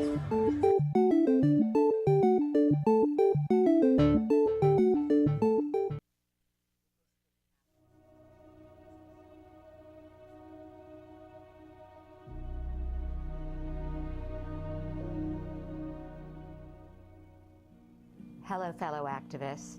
Last week, we talked about the first step to empowerment. Accept and embrace this challenge. Sometimes you have people that support you in your denial. Maybe it's your husband, maybe it's your mother. When I expressed my concern to my pediatrician about Wyatt losing language around the age of 2, his response, maybe he's a late talker, he's a boy. Let's wait and see. But what about the temper tantrums? What about the fact that he put his head through the kitchen window? What about the bite marks and scratches all over my arms and chest? He said he's probably just frustrated that he can't express himself. Let's wait and see. But autism doesn't afford us that luxury. Of course, I was relieved with my pediatrician's reassurances, but I should have gone with my gut, because if I had, I could have gotten a diagnosis 2 years earlier. And I lost 2 valuable years that could have been spent on early intervention. And finally, when Wyatt was diagnosed, he was misdiagnosed. But of course, part of that was my problem too. I lied in a lot of those parent questionnaires so things looked better. I can't turn back the hands of time, but I can recommend that you face this challenge head on. Denial prevents us from walking a path we eventually will have to walk anyway. The sooner you face the truth, the sooner you can help your child. Until next time, take care of yourself and keep the faith. Welcome back to Let's Talk Autism with Shannon and Nancy. We're so thrilled and we're so fortunate that we're joined right now via Skype by Vince Redman. And we've had Vince on the show. He's a regular now. He's a licensed marriage and family therapist. But Vince also has another credential that he has been working with individuals, both young and older kids on the spectrum and adults, for years. Many years. In fact, he's featured in the film Recovered. The documentary that CARD produced, Dr. Dorian Graham-Pichet produced on a group for young people that were literally followed through their ABA therapy and are now recovered. So it's a fascinating documentary. You can go on Recovered, the documentary, I believe, or Recovered Autism on Google and find that. I urge you to look at it. Vince, thanks for joining us. No problem. Happy Autism Appreciation Day to you ladies. Yes, autism awareness, appreciation. Yes. You know, everybody wearing their blue? We are wearing our blue. And we've got CAN written on our foreheads, in case you missed that. Coverage for Autism Now for insurance. That's our campaign this month. So, Vince, we wanted to talk to you. This has been coming up in my life. And first, I'm going to ask you the question and then tell you what I've told Wyatt thus far. When do you decide to talk about autism with your child that has ASD? And I think you would both you ladies would know. I think it varies depending on many variables. You know, the age of the child, the understanding level of the child, you know, and variables like that. But I think it's important to, you know, as soon as they're becoming aware of their peers, they're becoming aware of their, you know, their friends, and maybe a sibling that, you know, that is near an age, and they're noticing, you know, things that they can do that they can, you know, the child cannot do. That's the time to really start exploring, you know, how do we explain the differences to him or her on how they're different. Maybe you know, I like to bring it up as, you know, more of you know, this is the way you learn, and this is how we're going to teach you.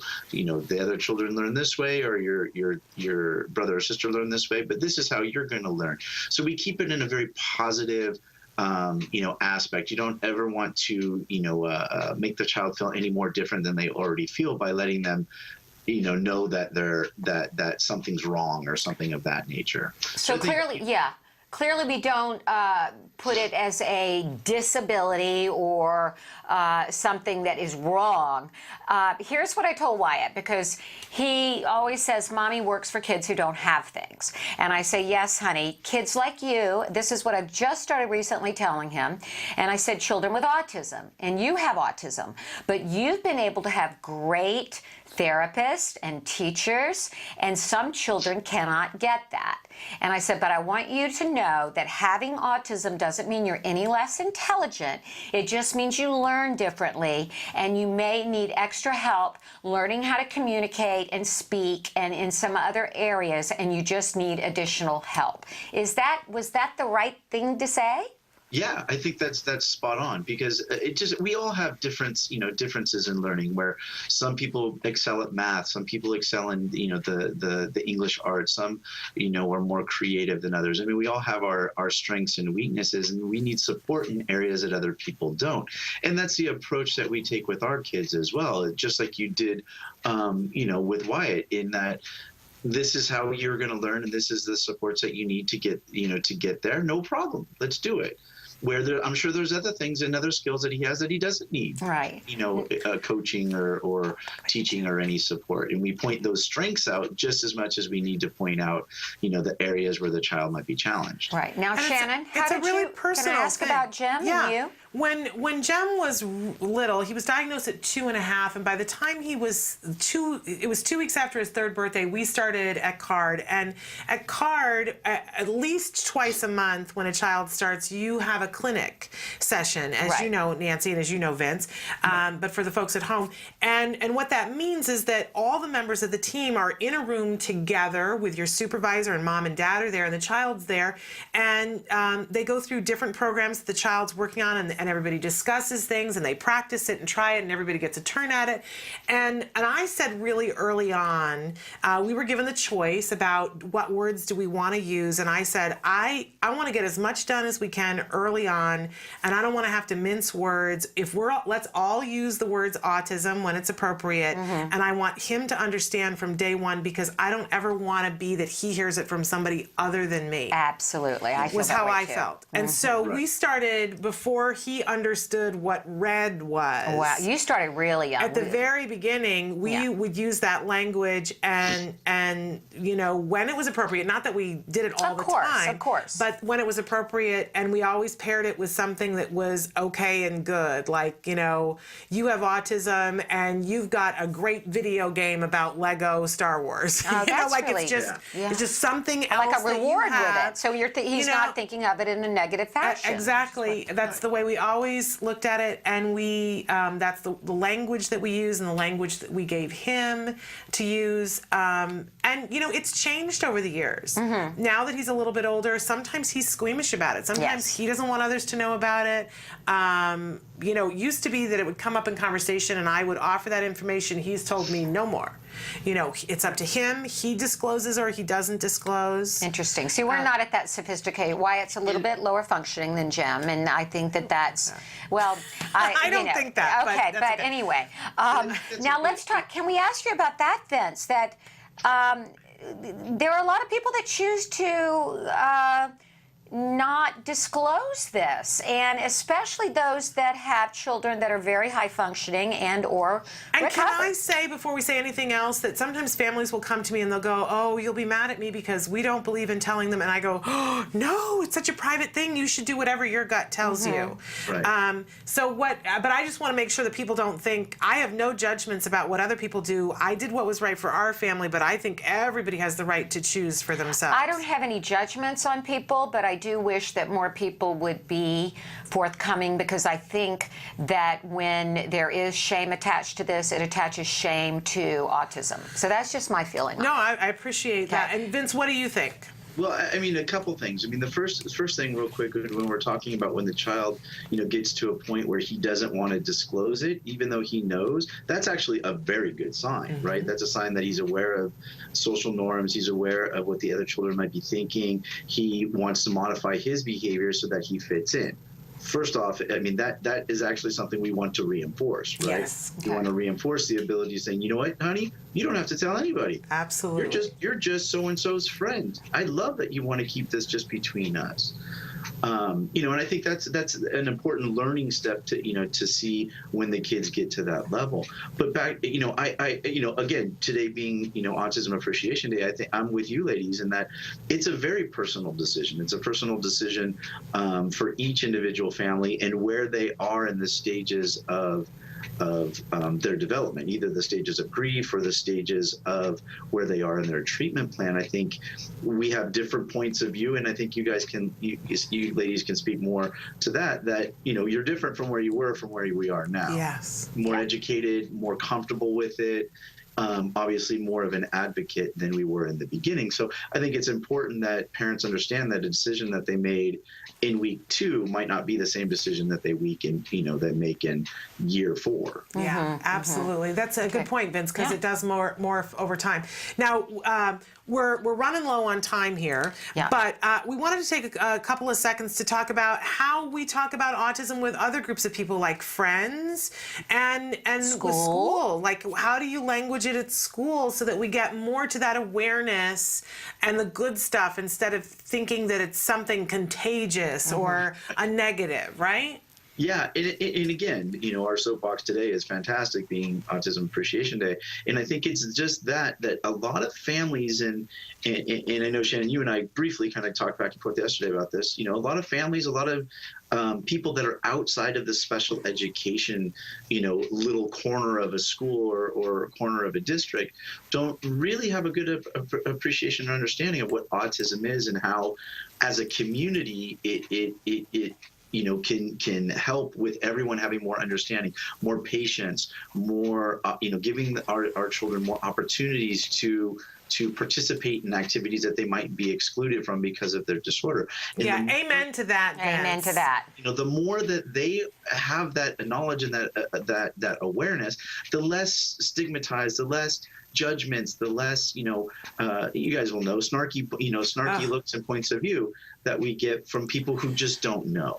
Well, I want to just make a recommendation to parents, and now not everybody is as shy as I am, and can get up on a stage and just start talking about, hey, this is what I feel. Yeah. But I approached at the public school Wyatt was at. They used to have like a pep rally day on the blacktop every Friday, and so I went to the principal, who was a lovely man, and I said, do you mind if I get up with Wyatt and just talk about autism with every kid here at the elementary school? He said, I think it's a great idea. So I got up and I said, how many of you here have a classmate or know somebody with autism? And they were all like, me. Every hand rose. Right, and I said, does everybody know what autism is? And so I very simply explained to them that kids with autism communicate socially, they're socially different, communicate different, and may have some repetitive behaviors, but they're not any less smart. And I said, and a lot of you who know my son have been such wonderful friends. So I want to encourage all of you to befriend those with autism, not to be afraid of it, and to have compassion. And the kids loved it. They loved it. Yeah. I think when we include them in the conversation and give them something to do, then they're comfortable. Yeah. The adults are the ones with the hang-ups. I think. Yeah, that's what I was going to say. It's not only for the kids; it's for the families and the parents and the teachers as well. Yeah. And let me tell you, their boundaries are, their understandings of autism. Yeah. And it opens up them to either want to explore more knowledge about it, or if nothing else, just to be able to have more empathy and understanding for the child that might be struggling. and some of those friends can be like little good junior therapists. Yes, they really can. I mean, there's even a story in my son's school where they did a deal with the district that this young girl would have an aide up until 7th grade. Her classmates became so accustomed to what her program was that now when she at the high school, they almost serve as her aides, which is such an amazing story to me. I think if more parents knew that how much of a difference a neurotypical child befriending a child on the autism spectrum could make. Right. If there was a way that we could show that to them, and maybe it takes giving awards to a bunch of kids that have done it, maybe that would get the other parents on board. I think more parents would get excited and push behind it. What do you think, Vince?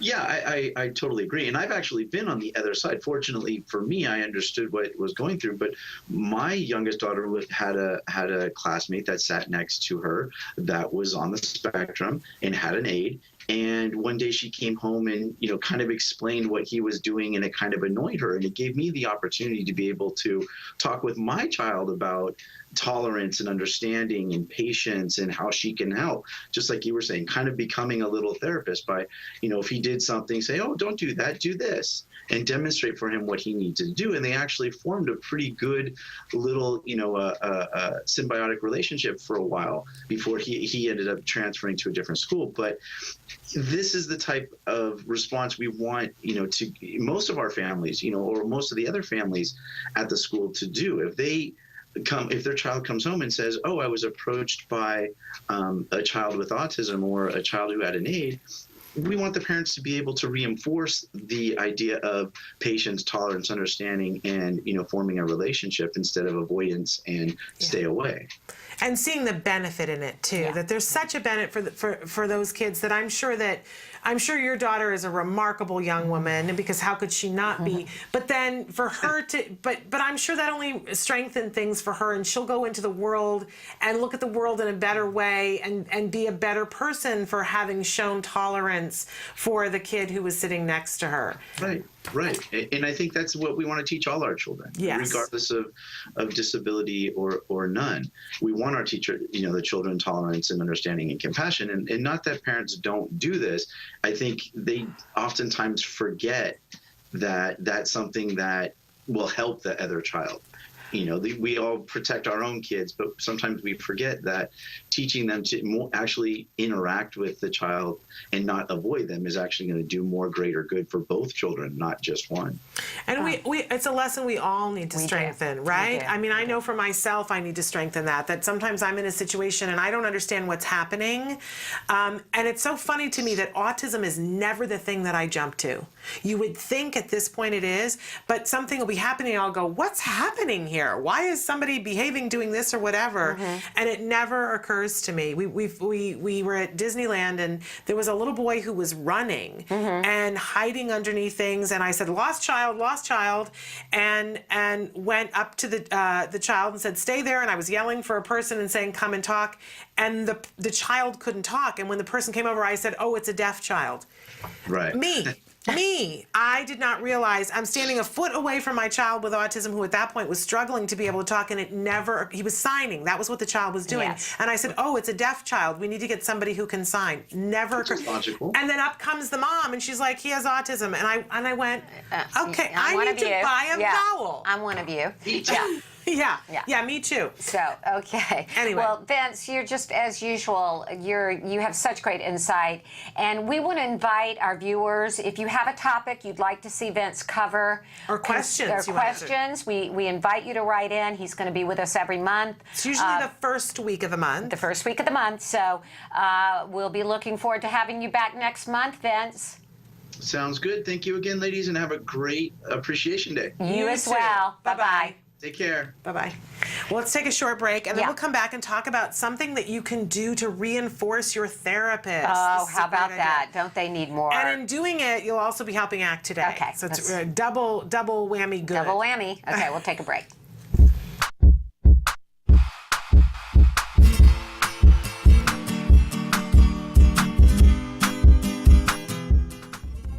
Hi guys, welcome back to Smarty. We're going to be working on identifying and labeling emotions.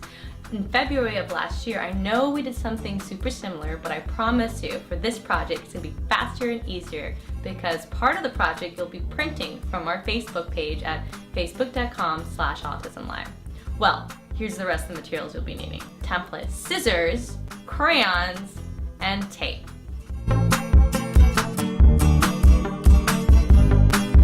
The first step you're going to do is print the template from facebook.com/autism-live. I have them right here, and I printed them double-sided. So now that I have all the pages printed out, I'm going to hand it off to my kiddo to have them color it in. So while they're coloring the face, you can of course work on identifying colors, labeling features, staying in the lines, and of course working on that pincer grasp. Once your child has finished coloring all the faces, you're going to take the pieces of paper and fold them in half. Once I have all the pages folded in half, I'm going to layer them together like a booklet. Now that I have them like this, I'm going to do is take my tape inside and kind of tape it together so they're bound together. If you have a stapler, you can do that too. Alright, now that this has been taped together, it looks like I have a book. So we're almost done with the project. All we need to do now is cut along the dotted line. Keep in mind, don't go all the way across to the edge or else it's going to be cut into thirds and it's not going to be a solid book anymore. The other thing in mind is, your kid can work on following a straight line while cutting, and if they can't do that, help them out. Alright, my booklet now has been cut up, and as you can see, I can now take a tab and flip it, and it'll change the look of the face. And what you can do is, ask your child how the emotion of the face changes based on what parts of the features you change. Well, I hope you had fun doing this activity with me, and until next time, craft on, guys. Can you see me flying by your side? Welcome back. I was putting my water down. Yeah, we're doing an earthquake drill. That's what we're doing because we've had so many of those the last couple of weeks. Right. Especially, you've been closer to it. You've had some rock and roll. I'm telling you, that one that was centered like here in Encino. Yeah. I thought, first of all, I thought a plane was crashing. Then I thought a train was coming through our living room, and then I realized earthquake. But that jolted us out of bed. Yeah. It woke us up, but it didn't jolt us out of bed. Yeah, and the last one was kind of a rolling motion. But we're basically sleeping with boots and flashlights by the bed. Yeah. Are you? Yeah. I noticed the earthquake on Friday night. And Jem and I were sitting on the couch. Friday night is movie night for us, and we watch a movie together because Dad has to work. And I felt the couch move, and I thought, "What's that?" Oh, nope. And I saw the light fixture moving, and I said, "Oh, it's an earthquake! It's an earthquake!" And Jem was saying, "What? What?" In the movie, and he didn't even feel it. And by the time we got in the doorway, it was over. Right. But we were far from in both cases where it was happening. So in any case, we hope there's not a big one coming up, but you never know. You never know. You should be aware. I have that earthquake hit. But let's make a different kind of earthquake, a good earthquake. Of you're always looking for ways to do double duty. Like my grandmother always say, "Kill two birds with one stone." That old phrase. And I always say, "Have fun while doing good." Oh, there you go. Well, and that fits both of these things as well, because we know it's important for people to be reinforced on a regular basis. Yes. And who better to reinforce than the therapists who are working with your child? Yeah. Right? Because you want them to stay working with your child and enjoy doing it and feel like it's worth their while. Right? And we can always help that along. No, we can. We can reward our therapists. We want to reward our therapists, and we always want to be finding ways to help Act Today get more grants from more families. And so we've got a way that you can do both in one fell swoop. We do. This is an incredible idea, I believe. Yes. And it is basically you can honor your therapist. And when we're going to feature the T-shirt right here. I don't know, can we show it? Emily's got the site here. Okay, there we go. Therapists change the world. Show pride in what you do and raise awareness. Half of all proceeds go to Act Today. So if I help kids piece the world together, is this not a great gift for your therapist or your teacher, your child special, or your speech therapist or your OT therapist? Absolutely. I mean, the list goes on and on and on. It really does. Or their friends. Yes. So if you could go to booster.com autism therapist, and what a great gift for this month. And it's a /autism therapist. Okay, /autism therapist. It's right there. Emily's got it up. Please go to this website if you'd like to give your therapist or your team of support a gift during Autism Awareness Month. I think this is a great one. I'm planning to buy one for every member of Wyatt's team. It's awesome. I think it's a great shirt. It's a great idea. Was designed by CJ Miyake, who we've had on the show twice now. Oh, you have? CJ is the head of the games department. Okay. That has created Camp Discovery. We show Camp Discovery ad on the show from time to time. And by the way, for a brief period of time, CJ Miyake was one of my son's therapists. Okay. Brilliant guy. He gets it. Loves our kids, and one of those great male therapists. Yes, you know, which we love to get the male therapist when you have a boy. Absolutely. And and CJ's smart like this. Okay. So, He's obviously got great ideas. So Emily, will you put it up one more time where they can go to get the T-shirts? Go Booster.com. Act Today, the 50%, I believe. And booster.com/autism therapist. You can order these T-shirts for your team, and you can benefit Act Today at the same time. And it's just a great idea. Yeah. And we're going to half of the money goes to Act Today. Half of the money goes to Act Today, which we need that money right now, worse than ever. We've got so many families awaiting grants. Okay, so and you can post this on your social marketing thing too, and share it for other people to know as well. Right. So a really remarkable. Should we remind people why we're wearing a can in case they just tuned in? You know, it stands for Coverage for Autism Now. Nancy and I are going to be working on this all month long, and on the 23rd of this month, April 23rd, we want for you to join with us. We're going to be ridiculous every Wednesday, but we want you to get ridiculous and have some fun with it on April 23rd. Have it on a shirt, on a hat, write it on your forehead, on your wrist, on your hand. But just somewhere on your person. Your car. Write it on your car. But the word CAN, which stands for Coverage for Autism Now, people won't understand what it is. It'll give them they'll say, what's the CAN? And you can say Coverage for Autism Now. We need to spread this awareness. Send us a picture of when you do it, because we want to show solidarity and support to those families who do not yet have coverage for autism and who are not covered or undercovered or can't access their coverage because the copay and deductible are outside of what they can afford and keep a roof over their head. Right. Really important that we show solidarity and take a picture of it so that we're going to make a page of it so that we can send that to the legislators to let them know that there is support for this. And by the way, speaking of support, if you are a family in California and you have in some way you have not had coverage, whether it's through Medi-Cal, you've got no coverage yet, we need your story and we need it really quickly. We've had legislators ask us specifically for your story. This is going actually to Senator Steinberg's office, and he is perhaps the most powerful legislator, politician. Well, he is in basically besides the governor because he's pro tem of the Senate and president pro tem of the Senate. And he is really pushing for this for coverage for all now. But he wants to take your personal story forward. Yes. That's so what gets send it done. to us. Picture and, you know, as brief as possible. Here's what's going on, what you need, and what you're not able to get.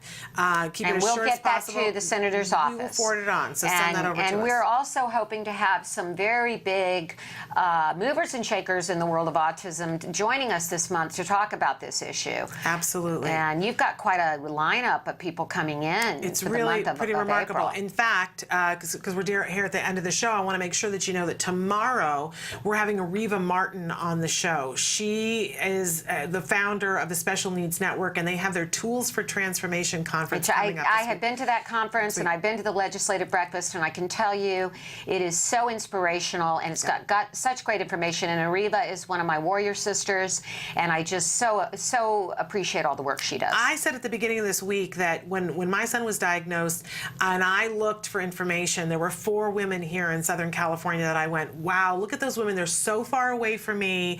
I want to be like them. I want to know them. I want to talk. And all 4 of you were on the show this week. It was Lisa Ackerman from TACA, Dr. Doreen Grambache, you, sister, and Ariva Martin. And so all 4 of you on the show this week. You are one of us. You are right up there. Well, I'm so thrilled. And then also tomorrow, Dr. Adele Nadowski will be here answering your questions, as will Dr. Jonathan Tarbuck. It's the best. Big show. Okay. Big show. We're out of time, but give your kiddos a hug from me. And give yourselves a hug from me, and have a great World Autism Awareness and Appreciation Day. Light it up blue. Bye-bye for now.